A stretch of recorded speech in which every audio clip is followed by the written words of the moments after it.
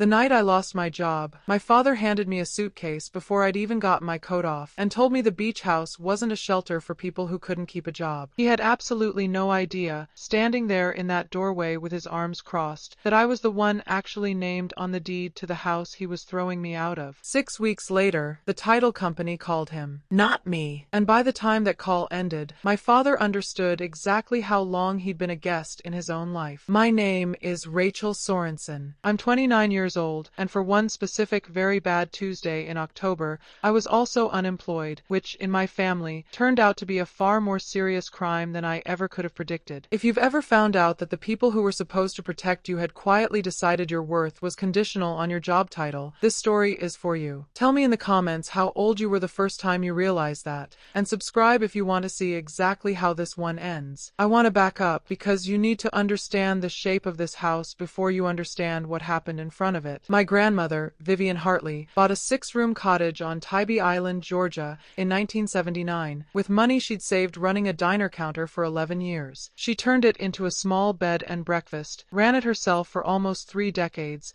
and by the time I was a teenager, it had become the place our entire extended family treated as the unofficial capital of every summer. My mother grew up in that house. I spent every July of my childhood in it. It is, without exaggeration, the only place I have ever felt unconditionally welcome. My grandmother passed away when I was 24. After that, my parents simply started acting like the house was theirs, hosting the family reunions, deciding who got which week, charging my cousins a maintenance fee for their stays that somehow never showed up on any receipt. My mother took over the guest book my grandmother had kept since 1979 and started signing her own name at the front of it. Host. Nobody questioned any of it because nobody had any reason to. I certainly didn't, and I want to be honest about that because it matters later. I assumed, the way you assume things about family property you've never had a reason to investigate, that ownership had simply passed to my parents the normal way, the way these things usually do. Every July, the whole extended family still gathered there for what my mother called Hartley Week, named after my grandmother. There was something almost theatrical about how thoroughly my parents had absorbed the role of hosts,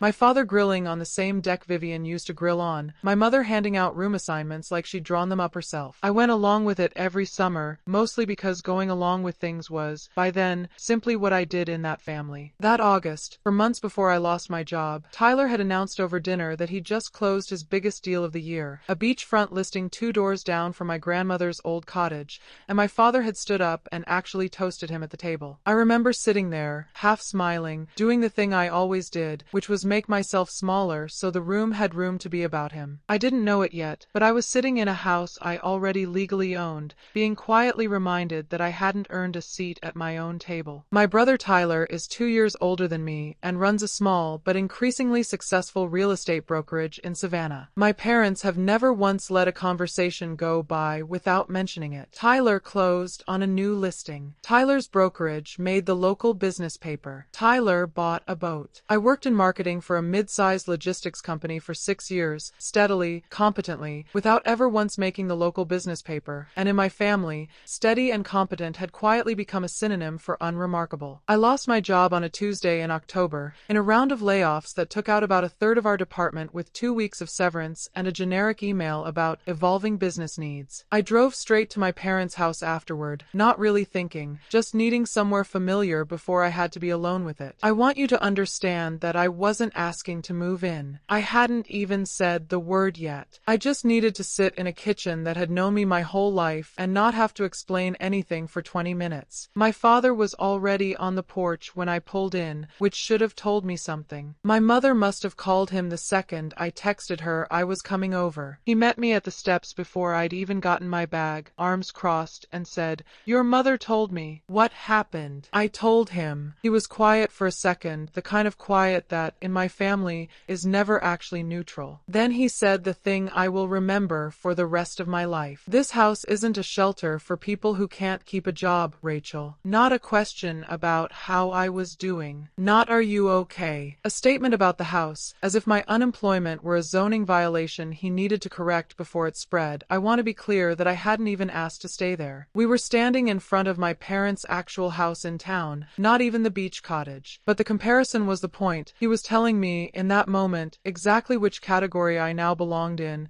the category category of people who don't get to take up space without earning it first. My mother appeared behind him with my overnight bag already packed from the last time I'd visited, like she'd been waiting for an excuse to hand it back to me. "We just think it's better if you figure this out on your own," she said. Tyler never needed help. I got back in my car. I didn't argue. Arguing has never once worked in my family, and I'd stopped expecting it 2 years earlier. I spent that first night on my friend Priya's couch, and I spent most of the next 2 weeks doing the quiet, humiliating administrative work of being suddenly unemployed, filing for benefits, updating a resume I hadn't touched in 6 years, not telling anyone in my extended family because I genuinely did not trust what they'd do with the information. I want you to notice that detail because it matters for everything that comes after. I had already learned correctly that vulnerability in my family was data that got used against you later. 3 weeks after that night on the porch, I got a piece of mail forwarded from my old apartment, an annual property tax notice from Chatham County. Not addressed to my parents. Addressed to me, Rachel A. Sorensen, regarding parcel number such and such on Tybee Island, Georgia. I sat with that envelope for a long time before I opened it, because nothing about it made sense. I called the county tax office the next morning, mostly assuming there'd been some kind of clerical mix-up,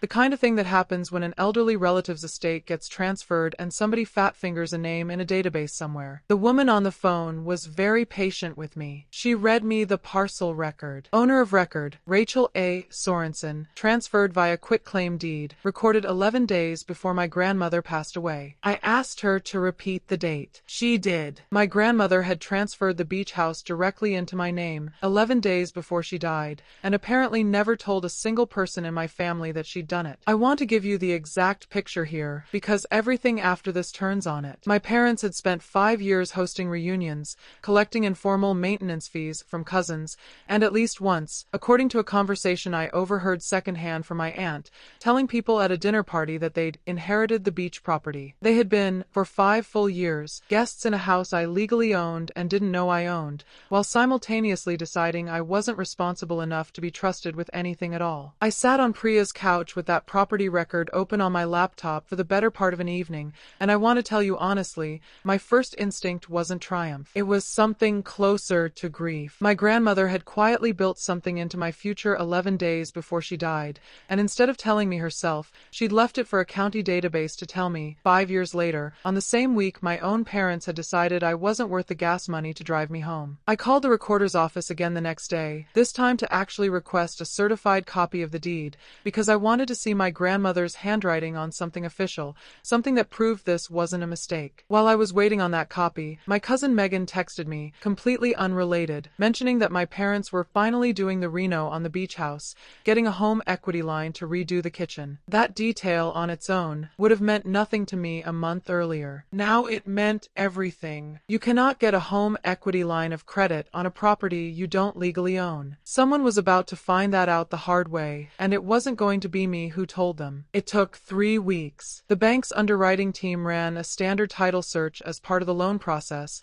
the same kind of search that gets run on every single property transaction in this country, the kind nobody ever thinks about until it surfaces something nobody wanted surfaced. The title company found the 2021 quitclaim deed in about 4 minutes. I know this because the title officer, a woman named Carol Whitfield, called me directly the following Tuesday, since my name was the one on file. "I'm calling to confirm you're the current owner of record for the Tybee Island property at the address provided in a recent loan application," she said. "There appears to be a discrepancy with the applicants." I told her I just learned that myself 3 weeks earlier. She was quiet for a second, then said, in the careful, neutral voice professionals use when they realize they've stumbled into something personal, "I see. Well, I'll need to inform the applicants that the loan cannot proceed without your authorization as title holder." My father called me 40 minutes after that, the first time he'd called me since the night on the porch. I almost didn't pick up. When I did, his voice had a quality I had genuinely never heard from him before. Not anger, something closer to the sound of a man rereading a document he'd assumed he already understood. "Rachel," he said, "the bank says there's a problem with the title on the beach house." I let that sit in the air for a second longer than I needed to. "There's no problem," I said. "The title's correct. It's just not yours." A long silence. "What does that mean?" "It means Grandma put the house in my name 11 days before she died, and somehow nobody mentioned that to me for 5 years. I could hear him breathing on the other end, recalculating something in real time. Why would she do that? He said. And it wasn't really a question for me. It was a question for himself, asked out loud by accident. My mother got on the line a minute later, and her first words weren't an apology. They were, "We've put thousands of dollars into maintaining that property." I told her I genuinely didn't doubt that, and that I was happy to talk through what fair reimbursement might look like,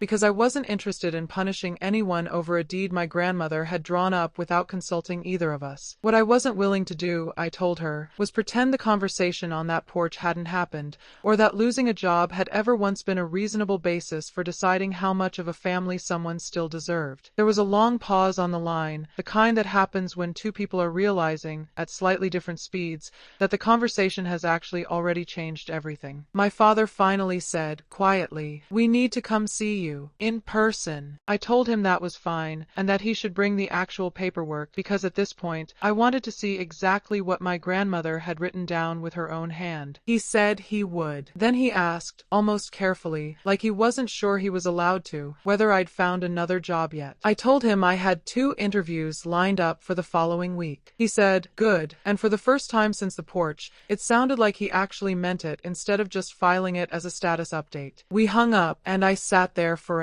while with my grandmother's certified deed copy still open on the table in front of me, her signature small and certain near the bottom of the page, dated 11 days before she died. I thought about every summer she'd let me run barefoot through that kitchen like the floor belonged to me, because, it turns out, eventually it actually would. I thought about how she'd never once mentioned it, maybe because she knew exactly what would happen the day my family found out, and maybe she wanted me to find out on my own terms instead of hers. I picked up my phone to call Priya and tell her everything, and I just started dialing when a second call came in, overlapping the first, from a number I didn't recognize, area code local to Tybee Island, and when I picked it up, a man introduced himself as the property manager my parents had apparently hired without ever once mentioning it to me, asking, in a slightly confused voice, whose authorization he should actually be